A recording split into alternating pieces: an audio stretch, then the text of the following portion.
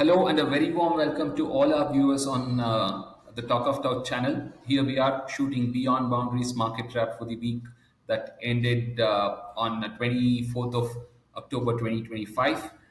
It's been quite a volatile week, both for the Indian equity space, predominantly Nifty, which showed that it will possibly break or make new lifetime, mark new lifetime highs, followed by silver, which saw a drastic correction, especially on the ETF, which was quoting it about, I say, 30 to 40% premium. Couple of ETFs were quoting 30 to 40% premium, and last week we saw quite a bit of drag in their, correction in their premiums as well as silver piece itself. So it has been a volatile week, and the good part was markets were positive for Diwali and continue to stay in positive. So here we are talking about how to place your bets for the next 1 week to 10 days, and I have with me Prabhanjan of Elysian Advisors, a SEBI registered investment advisor, and myself representing Talk of Town as well as Toratory Capital in the absence of Lakshmi Narayanan. To talk about the technical part of the global market, the Indian equity space, as well as the commodities. So, Prabhanjan, like I said, a very volatile week. How do you, read the markets with the current situation? And I think we were all hoping for a Diwali blast. We did kind of get it last week, but markets, corrected reasonably well in the last 1.5 to 2 days. Erasing most of the gains it had, made over the last, 7, 8 trading sessions. So, how do you read the markets, and what is it that you have to say to the viewers, and where exactly they should be looking for to make their money? Right.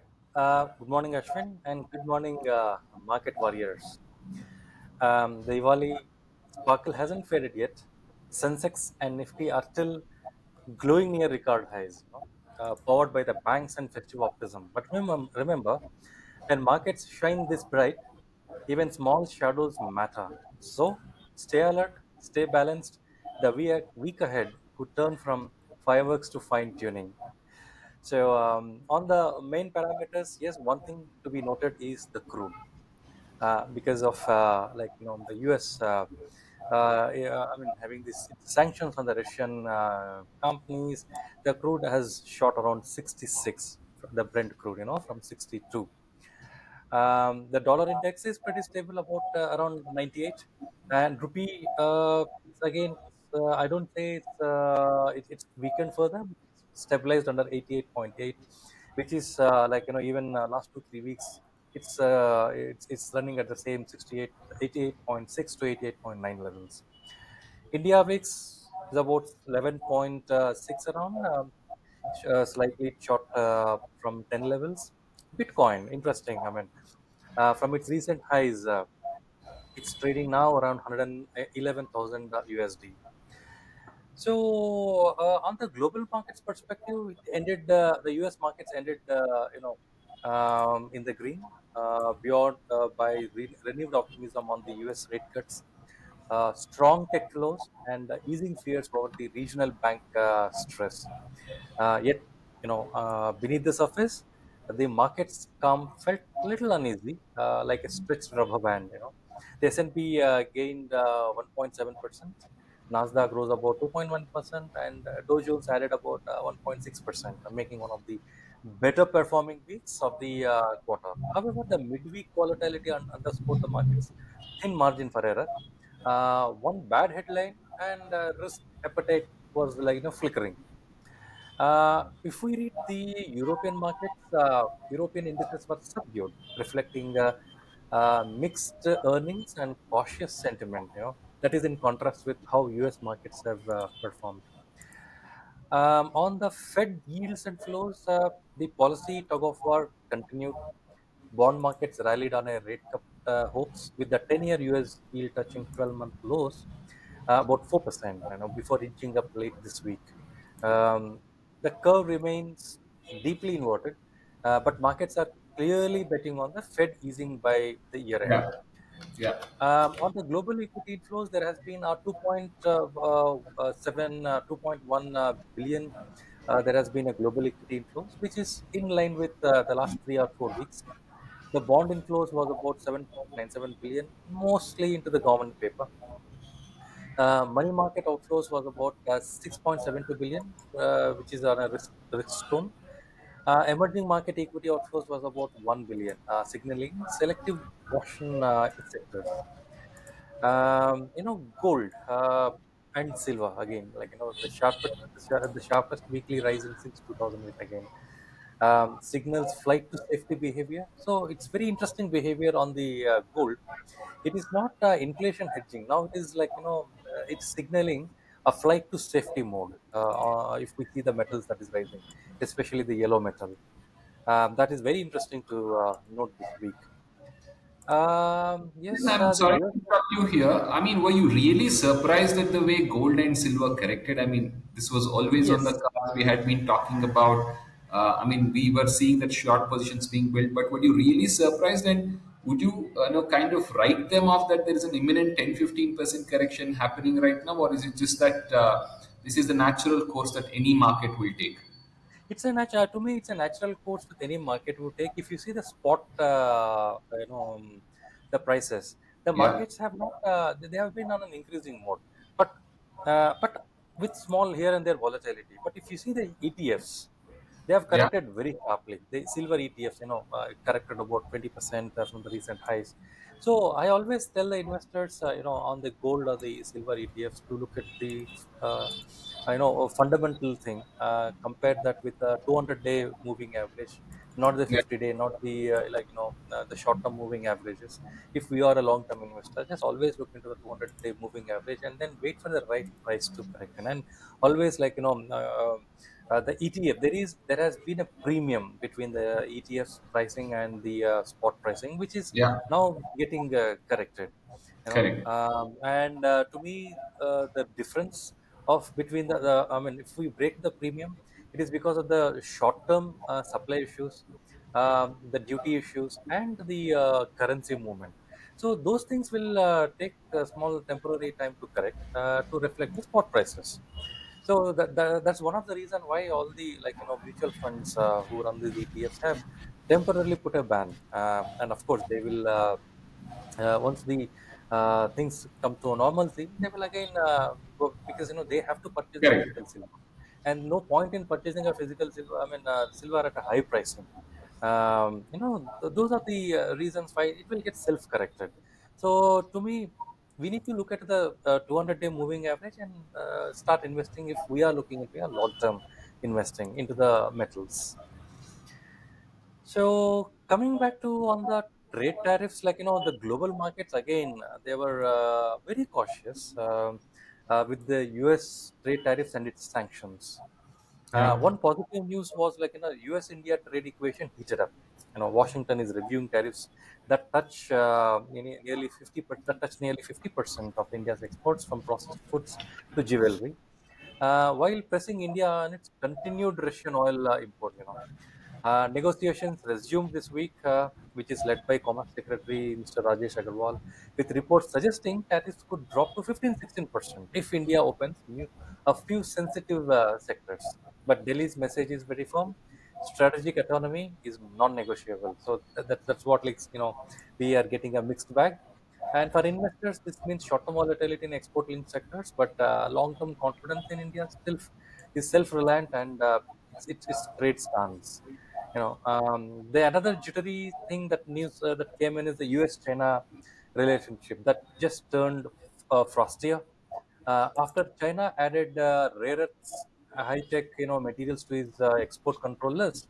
Washington threatened 100% tariffs on all Chinese imports, and hinted at fresh export curbs. This isn't a cold tariff war, but it's about technology supremacy. So we expect some sort of an volatility spikes in the tech metals and the manufacturing sectors in the coming week. And then came the sanctions. The Hmm. U.S. Treasury added Rosneft and Lukoil, the Russian two largest oil company giants, to the sanction list. This instantly pushed up the oil by 5%, raised it has raised the compliance risk for Asian refiners and put India in a very delicate spot, balancing cheap Russian oil with geopolitical pressure from Washington. Energy markets are now on a very high alert. So these are the, like, factors which are, like, now setting the directions. But of course, US is open has opened up the negotiations with China, so that should ease the global tensions a bit. And but however, we say that we need to stay cautious in the coming weeks till these the short term triggers get an answer. So we need to remain cautious and then trade from a long term perspective, not from the short term I perspective. think that's absolutely fair. I mean, I am in 100% agreement with you. Look, this is a time we can preempt our actions. We're naturally, because market has played along for way too long, because the adrenaline was pumping so much in the last couple of quarters that last one quarter of sideways movement has got us thinking about the strategies as well as the trade plan that we have. But all in all, it's still a push and pull scenarios. The Yeah. macros and micros are not completely supporting. I think it's the cash flows that the mutual fund industry has is keeping the market buoyant. Having said that, we are never going to have a very clean scenario in the market wherein everything is so perfect that you blindly go and invest. I mean, if such, I mean, I think that if you have such a scenario, I think that's the time you exit the market, because market usually tops out on euphoria and bottoms out on extreme fear. So in the current market circumstance, what we are also foreseeing is nifty, I know we'll have those interim corrections, but eventually, until about next 1.5 to 2 quarter, it will kind of stay buoyant. But for the next 1 week to 10 days, if I'm just looking at it, the options data also, I mean, VIX is also not showing extreme fear. It's around 11 and Yeah. a half, 12, which is still okay. And I think market will slowly inch towards the new marking its new lifetime high. And on the other side, Bank Nifty is already trading, at the lifetime high. So we should be okay trading Bank Nifty, because there's a lot, like I kept on saying in the last couple of weeks, we are looking at a couple of PSU stocks. Then you have a certain hospitality stocks that are showing good signs of uptick, but they do have their challenges. But for somebody who's looking at a very short term, have those selective cherry picks in your portfolio. But somebody who's looking for the long term, as always, stick with those fundamentally 8 to 10 companies. Don't look at, or probably 10 to 15 stocks. Look at who is running the company. Don't worry about too much about what's happening on a weekly expiry, the monthly expiry, where what Nifty is doing, and how the VIX is, and just stay put is our input that I would like to give here. On the other side, silver. God bless those who have short sold silver and made some money, as well as gold.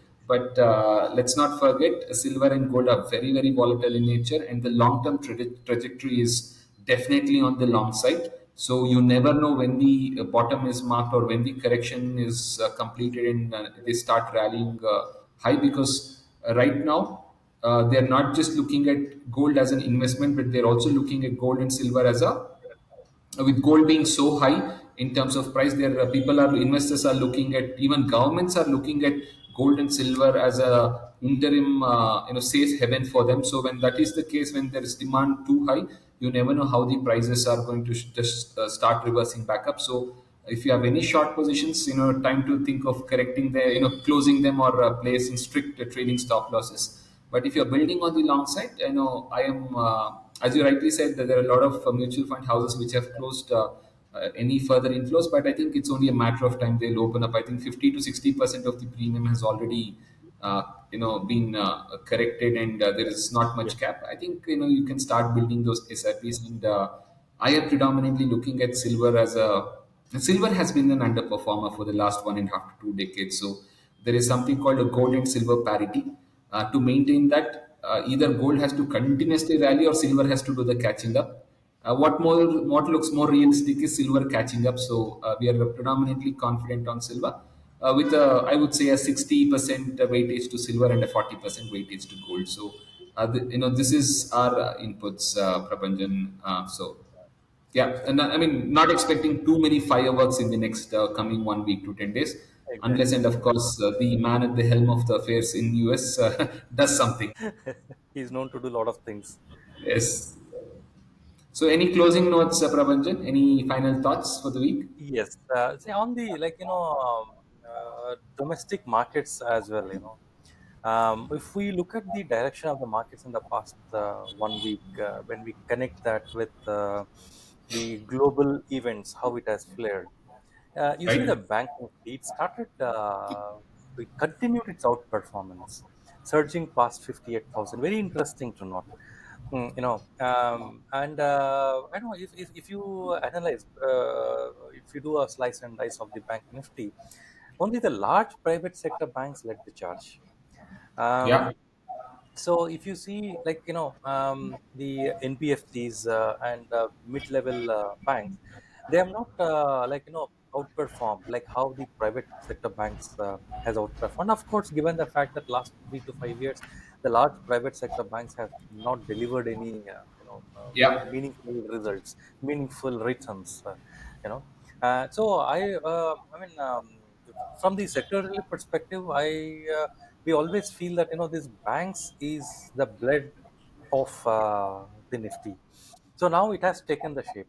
So I personally, we believe that the financial sector, the bank, the financials, having regard to its the results, it started outperforming, and that will be the flavor for the next continued 2 to 3 quarters.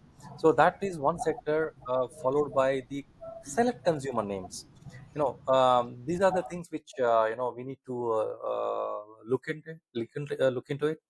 And of course, the IT stocks have always been taken a laggard. So, but there are select IT names which have been delivering 25 to 30% top line growth. So these are the names which As they call it, as the silent money makers or the movers of the market. exactly. So if someone needs to take a contrarian bet, I would always say the IT stocks, which has got good fundamentals, can be a good IT contrarian And IT is bet. talking about the large caps or the large mid No, caps? not the large caps, not the conventional companies, not the large caps, but the new companies which they are investing huge in the IT, Okay. sorry, AI. So and mid caps, lot of mid cap names. So we need to remain very vigilant and very optimistic on those sectors in the quarters to come. So that's where we see the market setting up the direction and the sector specific direction.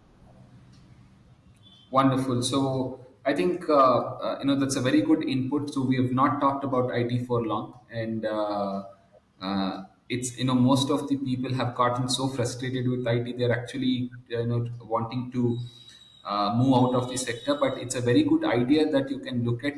You can do a reshuffle within IT sector itself, but with different stocks. So if something is in 8 or 10% loss, and there's another thing that is has a potential of 20 to 25% of upside, I am definitely up for taking a call of taking a hit of 8% right now and moving to another stock which is more certain in nature. So Right. thank you, Prabhanjan, for your wonderful inputs. I think viewers have got enough data for the week ahead, and the idea of these these sessions are to give the best inputs for the investors so that they can in a normal circumstance when everything is going good. I mean, you don't need you don't need any sort of input from any advisor or expert. But when the going is tough, I think we started at the right time, wherein the markets have been very very choppy and very uncertain, and I think we have given our best inputs to the investors as well as the viewers of this channel. So thank you very much for joining in, and have a very safe and have a most importantly the money management, as we talk about the money management and risk management in place. And a very quick disclaimer: this session is purely for educational purposes.